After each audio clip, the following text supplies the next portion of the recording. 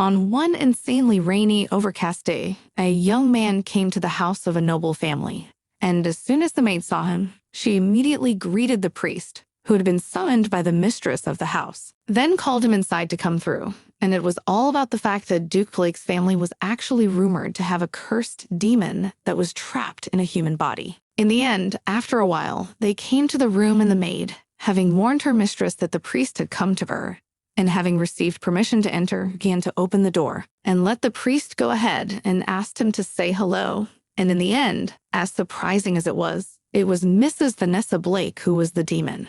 At first glance, a crazy bright kid, and even the priest was madly surprised by it. So he looked carefully at the main character and asked how old she was this year. And the maid was surprised by such a question, but calmly explained that the girl was 5 years old. And the problem was that she had never smiled for any reason since she was born. And no matter how many times I talked to her about it, she never reacted. The priest, looking at her insanely serious face, only thought that it was insanely hard to believe that this child was a demon, because it didn't make any sense, and there had definitely been some kind of mistake. So the priest believed that the fact that he was in this house was a sign from the Almighty. After that, he sat closer to Vanessa and smiled.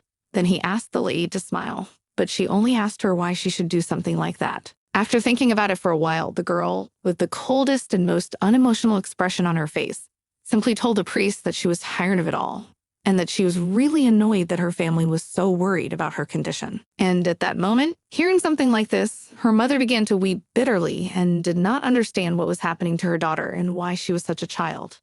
And it seemed she was really heartbroken. The maids who saw this began to comfort and support her a little so that she could calm down. At that moment, the priest who had been observing the whole scene informed Vanessa Blake's mother that he wanted to go talk to the girl alone for a while.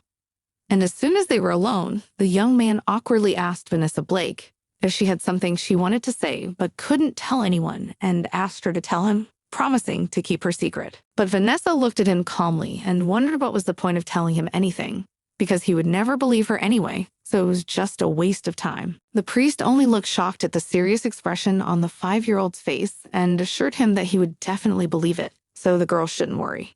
And if he told anyone about it, he would be punished by the Almighty because he had sworn to keep it a secret. Vanessa just thought tiredly that this whole situation was boring her insanely much, but after carefully friends, the priest thought that she would just tell him if he wanted to know so badly. And the man himself seemed to look insanely enthusiastic and thought that now she could talk to the girl and solve this problem. But to his great surprise, she began the story of the Scarlet Saint. Then the priest stated that it was the most insane saint who had trashed the whole temple and killed all the saints and even the Pope. And people were saying that after this terrible tragedy, she committed suicide. And this case was quite famous. But then the girl came closer and whispered something to him, after which the priest was shocked and immediately grabbed his cross, which was hanging on his chest, and he was shaking with fear. Then he panicked and said that the child was definitely not in his right mind and was clearly the devil's spawn. And the main character that amusingly watched the whole picture only laughed, which looked quite creepy in connection with the reaction of the priest, and said that from the very beginning he warned him that he would definitely not believe it. Priest, looking at her, still continued to shake with fear and stated that this girl was clearly possessed by demons, and the rumors turned out to be. The mother of the main character tried to stop him to explain what was going on, but the man was so engrossed in his escape that she didn't even notice how he pushed the woman away, causing her to fall to the ground. And the priest didn't even turn around and continued his escape. Vanessa's mother looked at him with tears in her eyes and really didn't know what to do because she thought that only this guy could save her only daughter. But Vanessa wasn't worried because after the priest situation, rumors about her were spreading at the speed of light. And because of that, she felt much safer since no one was touching her. Then she remembered that she had told the priest that the Scarlet Saint was actually her. So the rumors of her being a curse were true, and she could indeed kill the entire entourage. Remembering this, the girl turned to the window and looking at the scenery thought that she really did not lie. After all, she was immortal, and she had already lived 28 lives. She was a saint, a concubine of the king, an artist suffered from hunger, and was a cook, a slave, and a prisoner, and was even a princess. And every time she was reborn, despite the fact that her personality, parents' circumstances, skills, and appearance changed. She remembered all her lives that were in the past, and yet always remained herself. However, the protagonist was never able to become one with herself from her past life, because when she was reborn in her new life and visited her old parents trying to convince them that she was that very daughter of theirs, they only looked at her in shock with utter disbelief and accused her of being the devil in the flesh, for she could dare to speak the name of their dead daughter. This is the reason why such an intervention always had a terrible end, so I only had to endure all the unbearable longing for my children from past lives and my parents, and also to miss my loved one to the point of madness. Moreover, ending her past life and living thoughtlessly in the present, she was well aware that she was bringing suffering to her present family, but she could not do anything about it, because the problem was her shattered mind from her past life. It was memories like that that tormented her every night. These nightmares ran after her every time and caused Vanessa unbearable pain. So she woke up every time from her own screams and tears, and every time she woke up from such horror, the girl was ready to do anything for the sake of liberation from this hell, because for her new life is another nightmare. But at that moment, while she was still in a nightmare, a voice called out to her, asking if she was the one who had summoned him, and a worried Vanessa Blake, just looking at the wings of the man who had come down from the sky, wondered if it was the devil. In the end, looking at the blonde-haired man in front of her, Vanessa Blake still couldn't believe that in her 29th life, she had met the devil in a dream, because it looked literally unbelievable. After which she stated that at some point she started having nightmares every night.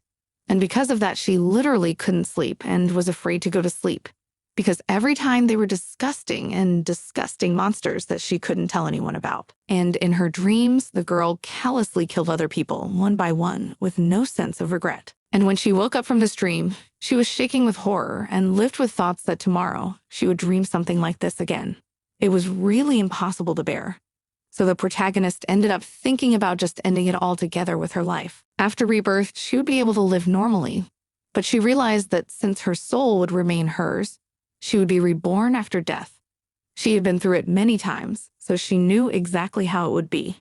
So Vanessa Blake was sure that she would never be able to achieve peace, and that this was the way it was supposed to be. But something changed, and then she looked at the young man who approached her in amazement, wondering if he really wasn't a mere hallucination.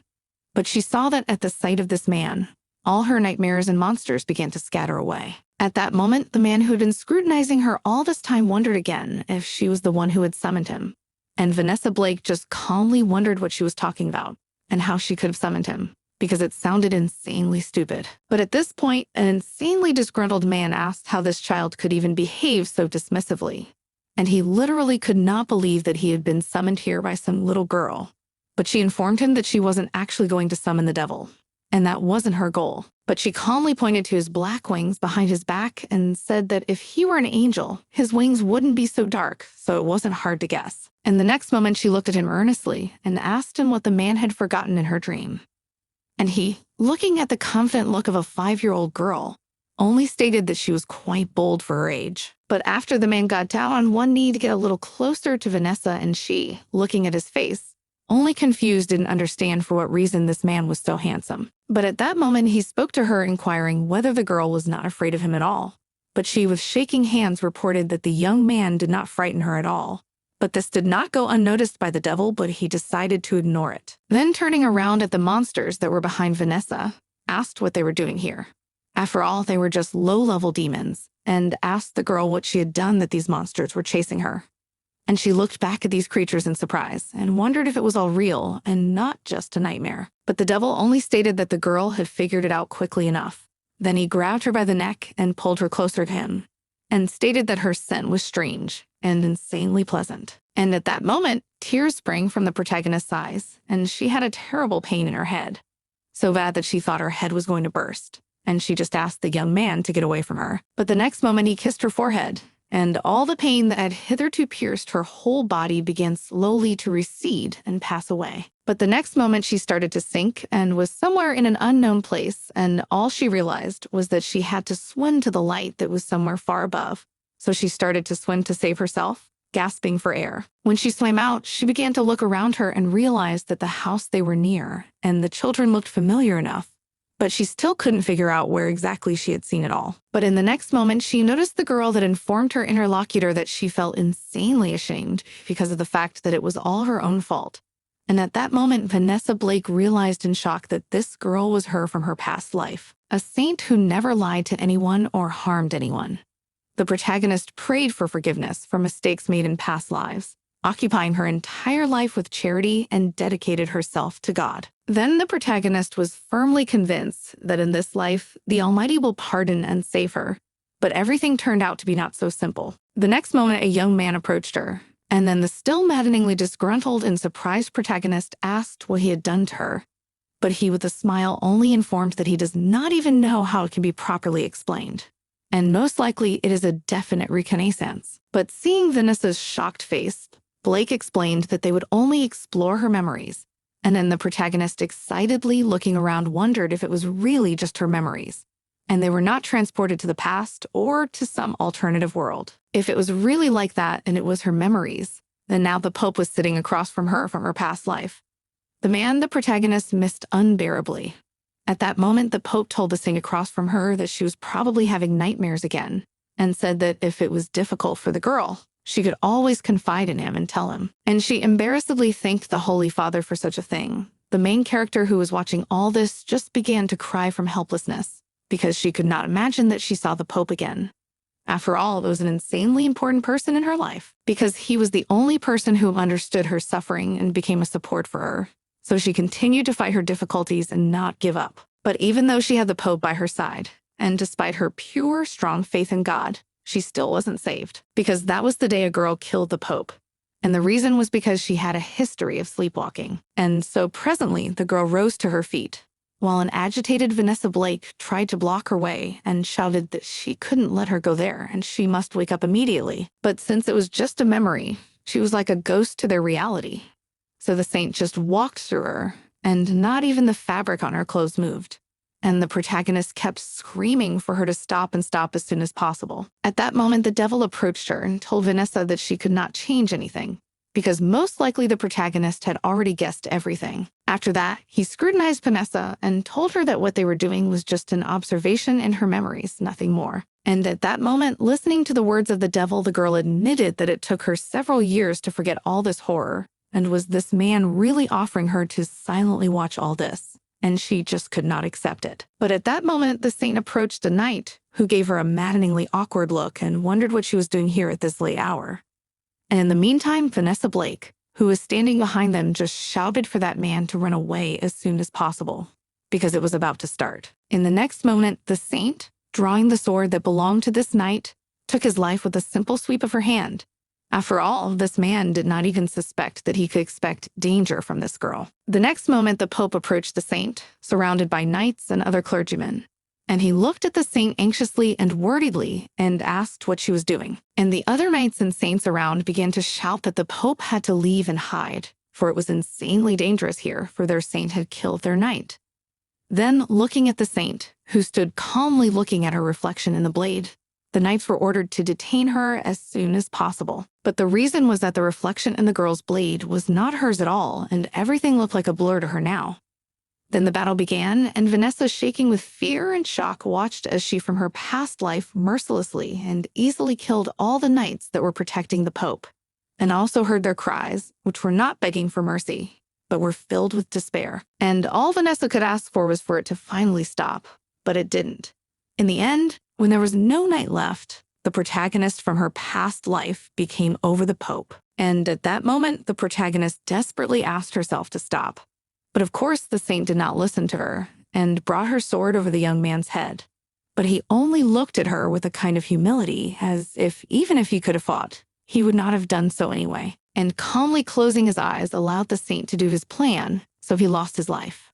And then the girl, in shock again, watching the same picture, realized that it was from that day she stopped believing in God and was nicknamed the Scarlet Saint. But it all started long before that, in her life before that, when she was a knight and a member of a group of assassins. In that life, the girl had no hope or will in life, because she was brainwashed, and her goal then was only to destroy the temple. And until her death, she ruthlessly killed everyone in her path. And in her next life, she remained a saint in the temple and persevered in penance for all her sins she had committed when she was a knight. But eventually, after all that happened to the Pope, the saint came to her senses and saw the cruel sight before her, and she just couldn't live with it, and went mad, and took her own life. But at that moment, the devil that was looking at the madly crying and literally morally destroyed girl decisively turned and reported that everything he had seen was really wonderful. Then he told the girl that it was the first time he'd had so much fun in a long time. But she just gasped and cried and called the guy a demonic asshole and wondered what he'd done to her and vowed to kill him. But then she weakened and lay down on the ground. But the man only said that in that case, he would take her comments as a compliment. And then he began to count and stated that it was her 29th life, and she had an immortal soul. After which, approaching the girl and placing his hand on her head, stroked her hair and informed her that it didn't matter anyway, as he was well satiated with her emotions, and so he rewarded the girl for it. Then leaning over her, he told Vanessa that as a reward, he would make sure that she would not have nightmares for a month, and that she would now be able to sleep peacefully. And the girl was shocked. Looking at him, she didn't understand what he was talking about, because all she wanted was for the man to finally leave her dream. And he did so, and before smiling affectionately at her, he wished her sweet dreams and then disappeared. And finally, everything was covered with a bright white glow, and when the protagonist opened her eyes, she found that she was in her room, and everything was fine. Then, analyzing everything that happened, she still did not understand what happened and stated that she must have fallen asleep. Then she had nightmares, and the devil came. After a while, she just kind of lost consciousness. But at that moment, a maid came up to her and excitedly asked if Vanessa Blake was awake, because she'd been asleep for an insanely long time, which was very unlike her, because she usually sleeps quite lightly and often wakes up. But today was the first time she'd slept so long and soundly, and that only excited looking at her maid literally could not believe what the girl said. Because in Vanessa's body, the main character has never slept normally, but today slept until lunch. After that, she got up from her seat and concentrated on her inner sensations and realized that her body didn't ache. And although it was surprising, she didn't have a headache and didn't know what had happened. But then she remembered the young man and that he had promised to take away her nightmares for a month. And then she realized that apparently whatever it was for her, surprisingly, what the guy said was true, and he did take away her nightmares. At that moment, the protagonist happily embraced her maid and smiled sincerely and said that she had finally had no hallucinations. And so every morning after a good night's sleep, the protagonist was greeted by bright sunshine. And every morning her attitude towards the devil changed for the better. All people said that the devil brings destruction and other misfortunes, but for her, he became a savior. And also her heart stopped hurting when she remembered the Pope. So she realized that the devil must have deliberately entered her mind and cured her painful memories. But then she began to remember that the devil had given her only 1 month to live without these nightmares. So she knew that while this month was still not over, she must definitely meet the young man again. But despite her desire, the devil did not appear in her dreams, and time went on as usual. And she had not been able to meet the devil, and as a result, now the girl was standing in the laboratory and reading a book, preparing a potion, in which it was necessary to grind 6 worms to dust, add to the resulting mass of chicken blood, and then lay out of all the prepared ingredients a magic circle. The main character did so, having thrown everything necessary into the cauldron, began to stir it all slowly and cook to the necessary state. But the next moment, the cauldron in which she cooked it all just exploded. And then Vanessa Blake turned her back and stated that she had failed again, and she didn't even remember which attempt it was. Then she confessed that earlier she had hoped that at least this time she would succeed, and looked at her book and spell and couldn't understand where she had gone wrong. It was in such attempts to contact the devil that she turned 19 years old. 600 years ago, one nameless church that held to patriarchy disapproved of witches having powers and declared that they were cursed beings. As a result of this statement, witches were hunted everywhere, and the blood of innocent girls was spilled. Later, it turned out that this statement was malicious and the status of witches was restored. By then, however, all the witches had been killed and destroyed. But the problem was magic and genetics, because the witch race had been eradicated, so no new mages were born. So there are only a few mages left at the moment, such as those who belong to the Imperial Tower of Mages.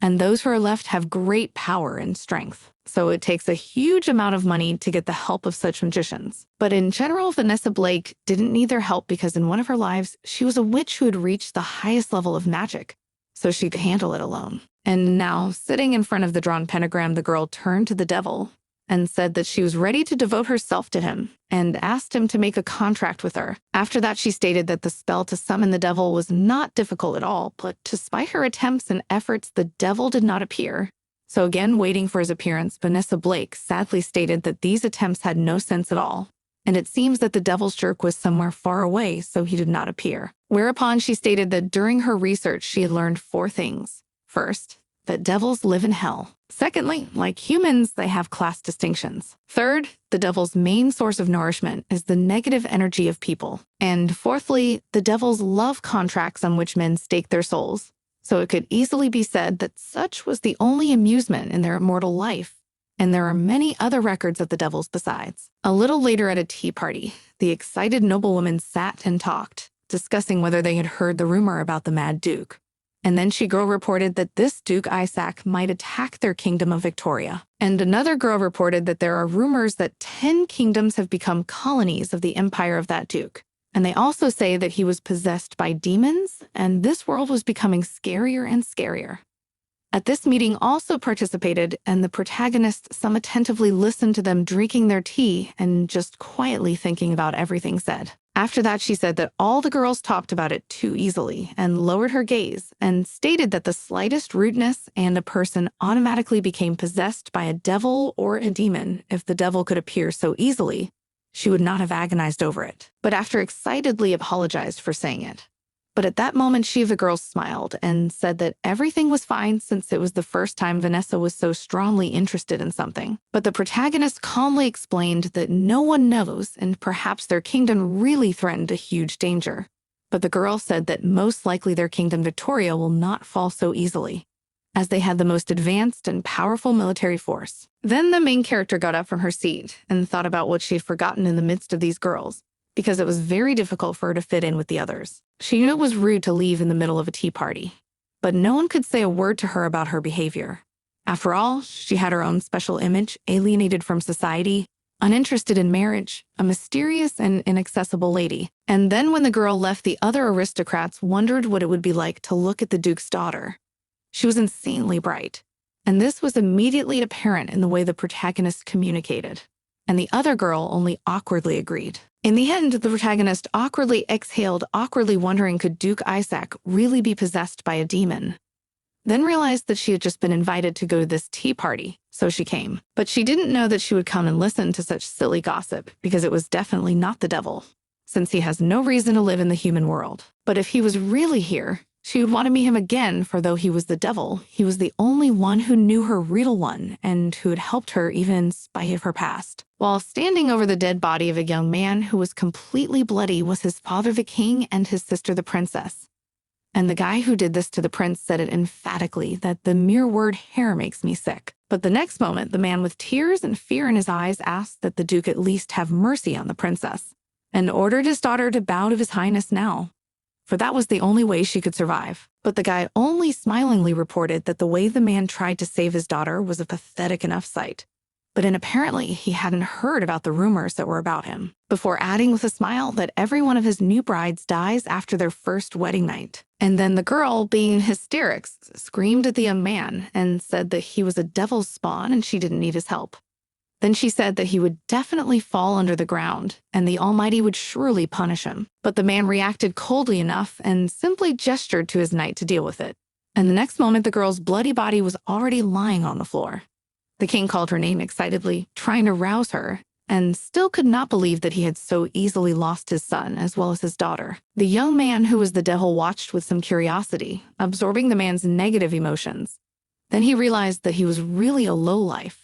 He wanted more thrills, like the little girl from the past had given him. Then when it closer to the king, the guy took his crown and said that as far as he knew, there were quite a few beauties in the kingdom of Victoria, and he needed to find a pair for each of his knights. Then, putting the crown on his subordinate, informed the king to inform all the noble families, and invited the unmarried noble ladies to join the procession and return to the empire. Eventually, at that moment, a messenger with a letter immediately burst into the main character's house and informed the Duke that a terrible thing had happened, and their palace had been invaded.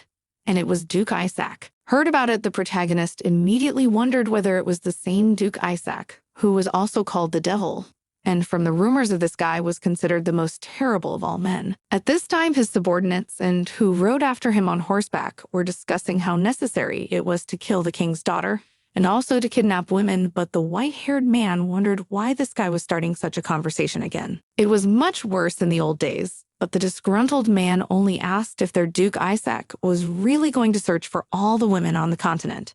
But then his interlocutor thought that apparently Duke Isaac was only looking for someone in particular. And the man himself began to remember how it had happened that he had been planted in this body. One day he noticed an insanely emaciated man who was very seriously wounded and was on the verge of death. But then he just stumbled and fell down exhaustedly because his body had too little strength to resist. And then he was noticed by the devil, who bent down and looked at the young man and stated that his body, which still had a perfect life, suited him, so he decided to stop on it. Eventually, the royal palace of Victoria was destroyed, and the king was taken prisoner, and the crown prince and even the princess were killed, and things got out of control. The protagonist watched excitedly as her father read the letter that said it all, and waited for him to comment on it in some way. But he just kept silent in horror without finding the strength to respond. Then the protagonist turned to Stella and wondered if she could tell her what had happened. She had to know what to prepare for. But at this moment, shocking the girl, Stella informed that all unmarried girls from noble families are taken to the Empire. And also if at the feast within 3 days the Duke cannot find a bride, he will exterminate the entire clan of girls. Everyone was terrified and didn't know what to do. And my mom and brother just stood there, knowing full well that they were being forced to lose their daughter and sister. And they were asking Vanessa Blake what to do. But she realized that if she didn't marry this man, her whole family would be destroyed. Then she thought that if she were an ordinary noble daughter from a noble family, the situation would be very humiliating for her. And after recalling the past, she mentally stated that she was once a slave who was treated worse than cattle. So for her, there was nothing unbelievable about this attitude. But at the next moment, her brother approached her that tenderly embraced her and crying said that he did not want to let his sister go anywhere and was not ready to say goodbye to her. And Vanessa seems madly not expected such behavior. And at that moment, her brother said that his sister would definitely be bullied.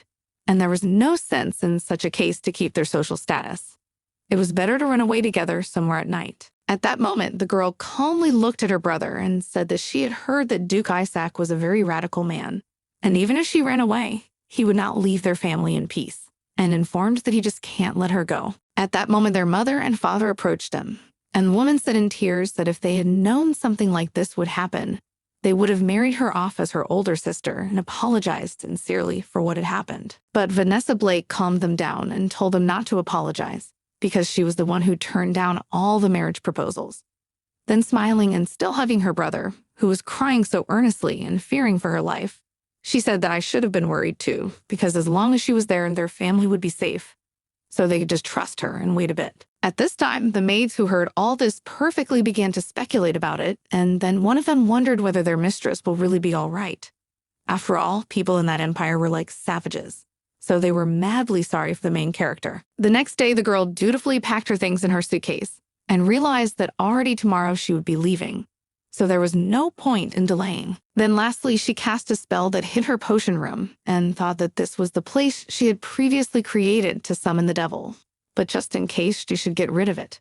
Because if anyone found out, her family would be recognized as heretics, and that would put their lives in danger. But then she looked around her room and wondered if that would be enough. Then she realized that she wasn't even worried or scared about the situation, because she was sure that wherever she went, she'd be alive. And after sitting on the bed and looking at her packed bags, she thought that earlier she had thought that in this life she would be able to live as a normal person. But in the end, it turned out quite differently. Then the girl stated that her name was Vanessa in this life, and she even liked her name. She was also the second daughter of a duke who never needed anything. She had a family that loved her madly and cherished her so everything was really perfect. After that, I remembered that Smiling Man Devil stated that I could even meet him, but to meet the devil again seems to be really impossible. Eventually, that night her parents, along with her brother, slept with her, and then while her younger brother and father had already fallen asleep, her mother turned to the girl and asked if she remembered how she had absolutely no smile as a child, because they were so sad because they didn't know how to make her happy. But on her 5th birthday, she smiled and greeted them with joy for the first time. And then they thought it really wasn't unbelievable, and they were over the moon because their beloved daughter could finally be happy. And that was the most important thing for the parents. Afterwards, the mother told Vanessa that she was their most precious treasure. And then the protagonist only stated that she had started to pretend to be a good child. She realized how selfish she had been and how much pain she had caused them. And then her mother, with tears in her eyes, turned to her beloved daughter and asked her to take care of herself. And that's when Vanessa realized that she had parents who had been worried sick about her all this time, and her little brother who was insanely caring. And then there was an older sister. So for this family, she was willing to sacrifice herself. In the end, when the main character's younger brother woke up in the morning, he noticed that there was no one around. So he started to look around in shock and didn't understand where the girl had disappeared to. Then, looking out the window, I saw the main character standing by the carriage and saying goodbye to her parents and getting ready to leave. And then her brother shouted with all his might to his sister not to leave yet and to wait for him. Then he started running down the long stairs and corridors, but in the end he didn't make it in time and her carriage had already left. So his parents held him down and reiterated that everything would be all right.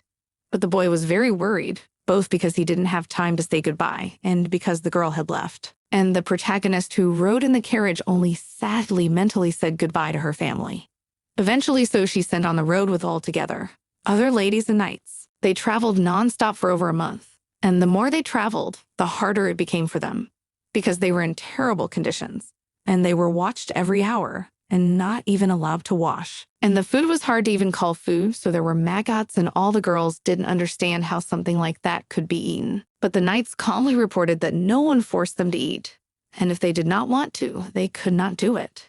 It was from this moment it became obvious that the nobility of the knights did not extend to the ladies who traveled and from the ruined state. They were treated quite roughly, which made them cry bitterly every night. And there were even some who got sick and died because no one treated them. In the end, the protagonist had another nightmare, but she was awakened by the voice of one of the knights that loudly announced to everyone that they had arrived in the Empire. And then the excited girl immediately looked out of her window and found that in front of them was a huge palace of insane beauty, surrounded by high walls, columns, and towers. And so after several centuries, the girl came back to this place again, and then stated that this empire of Alberich had become much more beautiful than the last time she was here. In the end, the knights stopped and made a halt and then began to look at the girls they had brought and wondered which of all these ladies was the most beautiful girl. But then the knight calmly said that there was no point in beauty if these girls couldn't say a word in their language even after a month. But the other knight only told his colleague that Eric was a real bore. After all, what kind of language training could we talk about if no one paid attention to them? But Eric calmly informed that Duke Isaac had ordered to return to the Empire as soon as possible, and there was no time for any training. Then asked that his colleague inform these fools that they were on a break. And then the knight approached the girls and said that since today they were celebrating the day when their ancestors entered the land of the Empire, they were allowed to rest and wash today.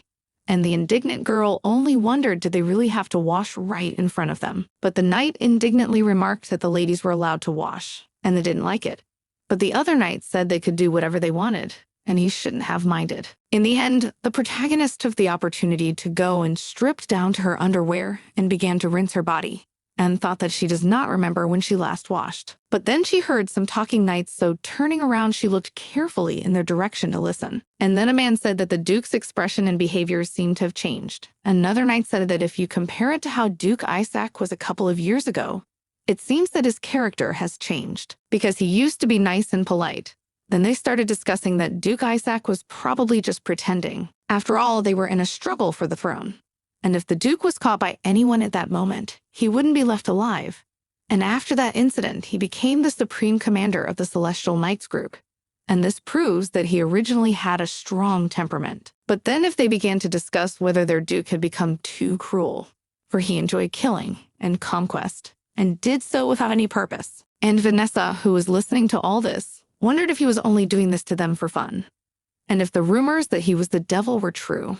And then she thought that even though there was no guarantee that Duke Isaac was the devil she was looking for, it seemed to her that there was still a chance of meeting him. But after she crossed her eyes with the knight Eric, and then he immediately suspected that apparently this girl understood the imperial language, but thought that he probably still imagined it, and so calmed down and continued to talk to the knights. Eventually, they all arrived at the Empire, and then the knights ordered the girls who had come from Victoria to line up one behind the other. and follow the servants who would lead them to their rooms. But one of the maids smugly announced that she was madly annoyed with the ladies. After all, they didn't understand them anyway. After all, they had been told earlier to stand behind each other, and they stood up as they wished. The protagonist watched it all with attention and thought that this maid was insanely arrogant and should have been memorized, but so far decided not to show that she understood their language. In the end, the next moment they were all brought into a room where instead of a bed, the blankets and pillows were just thrown together in a pile. And then Vanessa Blake looked around at the whole thing and simply stated that it was a huge mess, but then wondered if she should have thanked them for at least giving her a blanket. The next moment they were addressed by one of the maids, who said that if they had already looked around, they should gather around them, for they were about to call their names. And as soon as they heard their name, they should raise their heads. After that, she began to call out one by one, and when the turn came to Vanessa, the second daughter of Duke Blake, the main character raised her hand. And the other girls admiringly did not believe that she was the rumored daughter of the Duke. In fact, many did not even suspect it while they were traveling together. Finally, the maid, closing her book listing their names, announced that roll call was over, and they were to move on to the next item. Then informed them that, as the girls already knew, a great celebration begins today in their empire, and so His Highness has graciously provided them with the necessities to prepare for the festivities. After that, the maids gave them jewelry and clothes and told them that each of the girls could choose whatever she liked, as the clothes, accessories, and everything they needed were already there. Then they said that they would leave them there. When the maids left, one disgruntled lady said that it was really ignorant, and another excitedly added that in such a situation, it was rather stupid to prepare for the gala, and apparently they were just going to be used now. Then they started to plan what they were going to do, and one of them stated that they had to survive first. The next moment, the girl who had separated from the group started to look around for a familiar face. After that, she noticed Vanessa and happily ran up to her, and the protagonist, in shock, did not understand what Princess Seraphima forgot here. But she only smiled and said that when she heard the name of the protagonist, she immediately began to look for her. She was worried that something might have happened to her, but now that she saw that the girl was fine, she was overjoyed. And the protagonist was shocked and didn't understand why the girl was so worried about her. She would have been better off worrying about herself. The next moment, Seraphima asked if the main character would like to choose some outfit with her. After all, they would be together with their potential husbands, so they should have dressed up. But Vanessa Blake calmly remarked that she thought it was too late to choose, and then stated that even though the others pretend not to care, they actually see each of them as competition, and there are probably no good dresses left. But then she noticed one of the outfits and asked if Seraphima could see the green dress that was hanging in the distance, and said that it was a dress that would fit her like crazy. So she advised her to hurry up and get it while she could, and that only without me awkwardly thanking the protagonist asked the reason why she thought this dress would suit her. But Vanessa calmly informed that Seraphima has a very attractive and calm aura, and the muted green color will accentuate her elegance. And since she had a petite upper body and a more rounded lower body, this dress would emphasize her advantages well and hide her disadvantages. So no other dress could fit her as perfectly as this one. And then the girl, approached to state that the protagonist was indeed right in addition, remained exactly her size, and wondered how the protagonist was able to guess it so clearly. And Vanessa Blake only him awkwardly exhaled because it was also related to her past life. Because in one of her past lives, she was a famous fashion designer, and at that time, she was approached by ladies from the upper classes to get her outfits. In the end, the main character that was opposite the madly joyful girl thought that she should also look for a dress, so she had to go and choose. Meanwhile, the other girls looked on in admiration and did not understand what had just happened. But then they awkwardly approached Vanessa and asked if she had a moment to advise them as well. Vanessa awkwardly exhaled and said that it wasn't a problem. And for the next few minutes, she was surrounded by an insane amount of girls who kept asking her to help them too. And she just awkwardly thought that she didn't like that at all, because she didn't like being the center of attention. In the end, after a while, the main character helped everyone who wanted to help, and those insanely praised her talents and said that they madly like it. And she really had an eye diamond, because she was able to literally, in a couple of seconds, to pick up a suitable dress. At this time, Seraphima stated that Vanessa Blake has done a great job, but still did not choose anything for herself. And she only weary said that she would explore something to go look for. Then I went to one of the dresses. Looking at it, I thought that it should fit. Then I tried it on, and then madly admiring Seraphima stated that Vanessa Blake looked insanely beautiful in this dress. And other girls shocked, looking at it surprised, did they really not notice such an outfit? And then said that the rumors that Vanessa